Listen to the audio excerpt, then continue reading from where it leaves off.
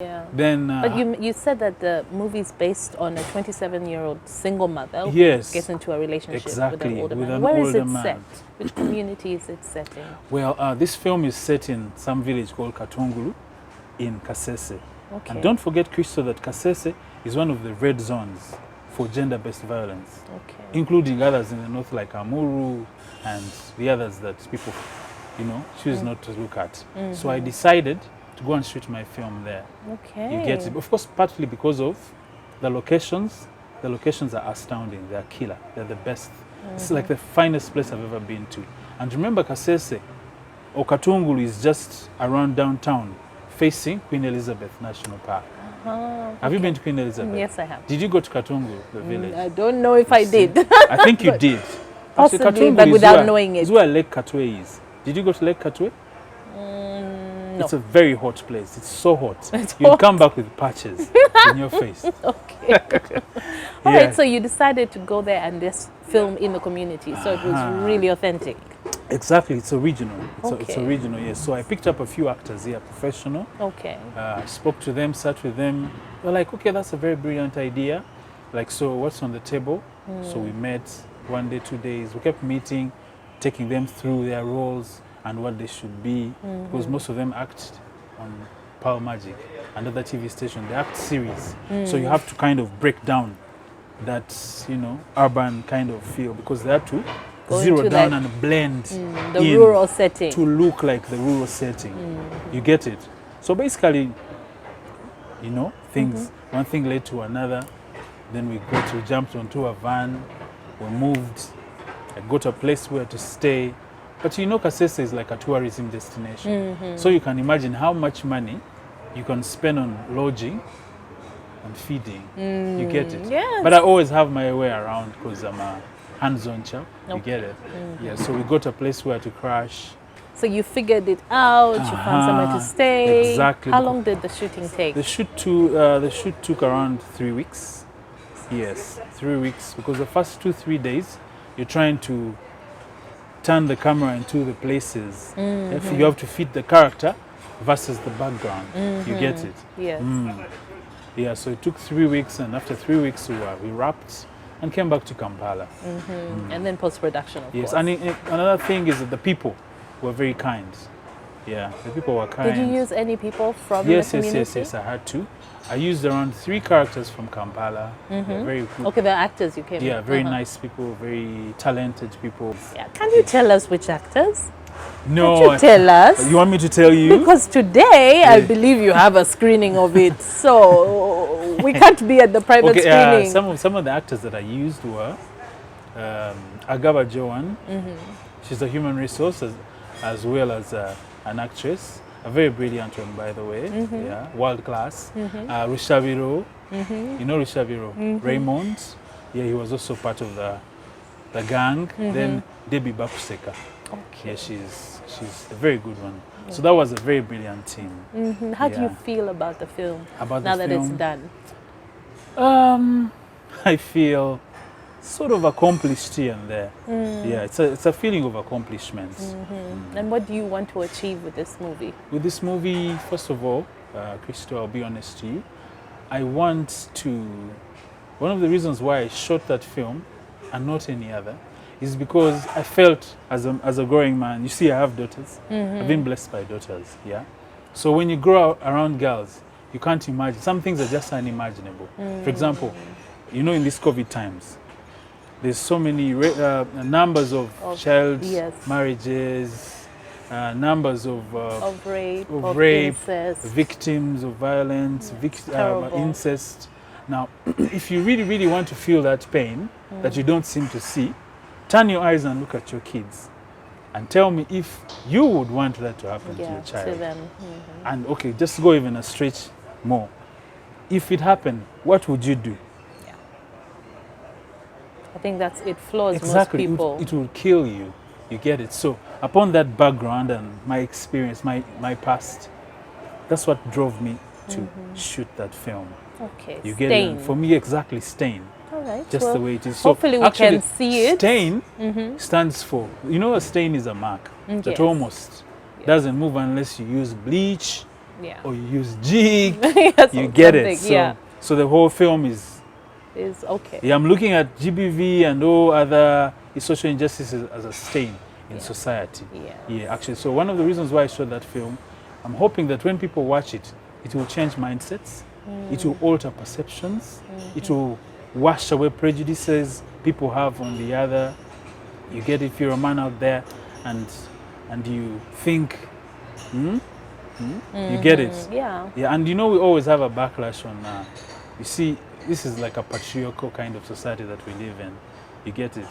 A woman cannot inherit and stuff like that. So we still have a long, way to go. Thank you. Yeah, because Thank you by for the saying time, that. because you can't step in to shake culture. You look like a cultural rebel.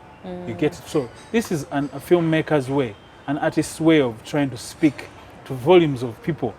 You get it? Because with film you can broadcast it all over the world in the same time. That's the beauty. Which you will not do with your policies, which you will not do with your paperwork, which you will not do. Speaking of, so you have a private screening today, Friday. Yes. At Cinemax. Yes? Yeah, Cinemax. Okay, so after, because a few select people will be able to see it, but Yes. after that, how would other people be able to see it? Okay. Christo, this is going to be the first screening. And it's supposed to be, incidentally, it's a private screening because we have to maintain the SOPs. You can, I would really love everyone to come and, you know, maybe people carry themselves so that they watch, take a sneak Like peek it used to of be the back in film. the day, people sit on the stairs. Cool. But it absolutely can't happen. Yeah. So if I can afford that screening, then hopefully I would summon or maybe call upon people in the authorities, the ministers, the government, you, Christo, to fund more screenings. To get the film out there to get the film out there, because it's not good with me in the shelf. Yes, You absolutely. get it? Yeah, it's not just a normal film that you're going to put it on TV and people enjoy it. It's not one of those soap operas from India or Brazil. It's a film and it's shot in local dialect. Yes. One of my characters is a Mchiga Nyankore, then the wife is a Muganda.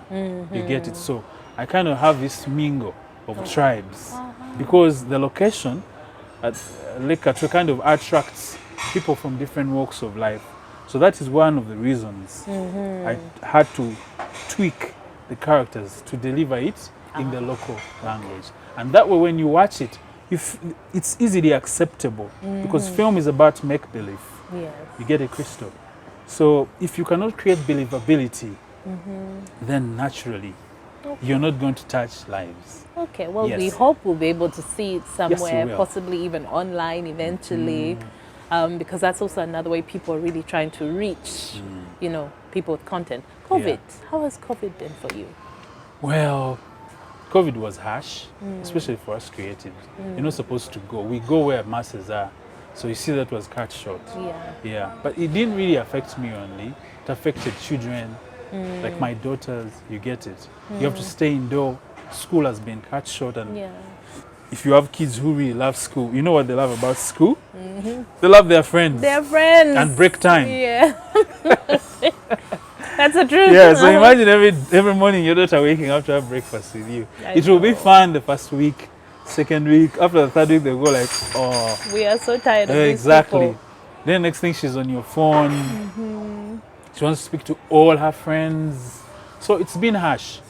So the harshness that it impacts on your children, indirectly, impacts on you. As well. Yes, but somehow, we're surviving. Okay. Yeah. Right. Did you get a bit of the portion on the beans? Huh? No, I didn't. You didn't? It never arrived. Oh. I don't know. Incidentally, I also didn't. Yeah, so I'm waiting for my portion of beans. Okay. So speaking of, you said you have daughters.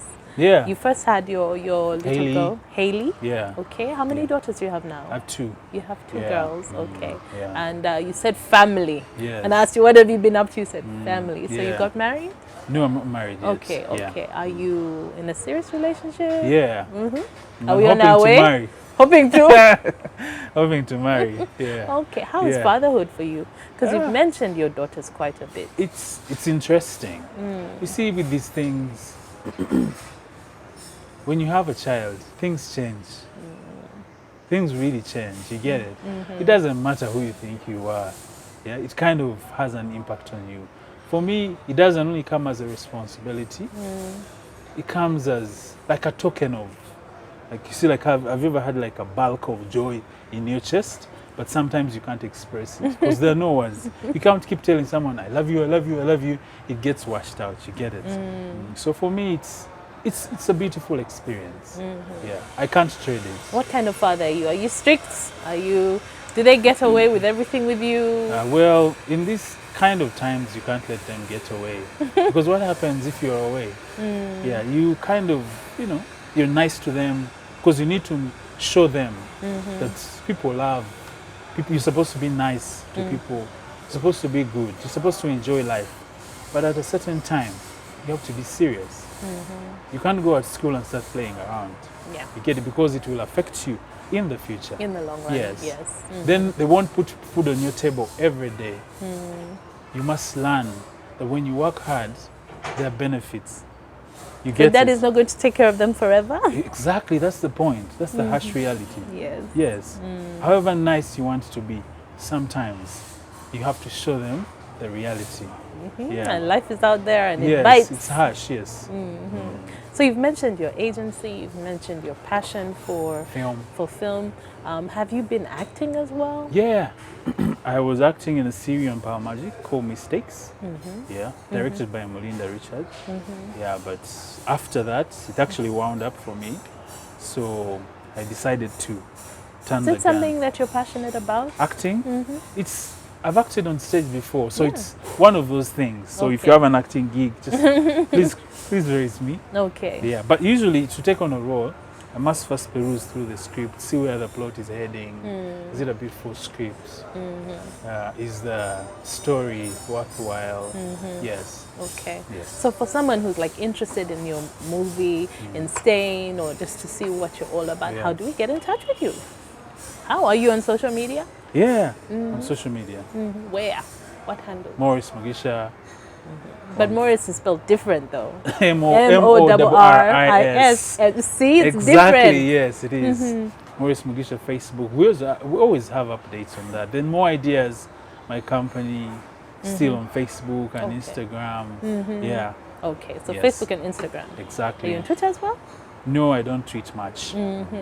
Okay, so you mentioned that first camera that your dad gave you. Yes. Okay. It was an Olympus, by the way. But it was analog, though. We used to do analog those, back then. We used to do those films that had over 36 exposures. Oh my God. Yes. Oh, So yes. kind of old school. My dad had a studio as well, like a studio that processes pictures. Yeah. Okay. Actually, I So find the old school, way of doing things a bit more, better? more interesting. It's like driving a manual car. Oh, Yeah, okay. 'cause when There's you're more control shooting- there. Yeah, when you're shooting, you have to stand against the sun. Because that way the sun works like a reflector or an artificial light on your face. Yeah. So those are the concepts these new millennials may never know. You get it? Okay, so Yeah. would you say that photography is still like your passion? Because from everything I'm hearing, photography is still in there. Yeah.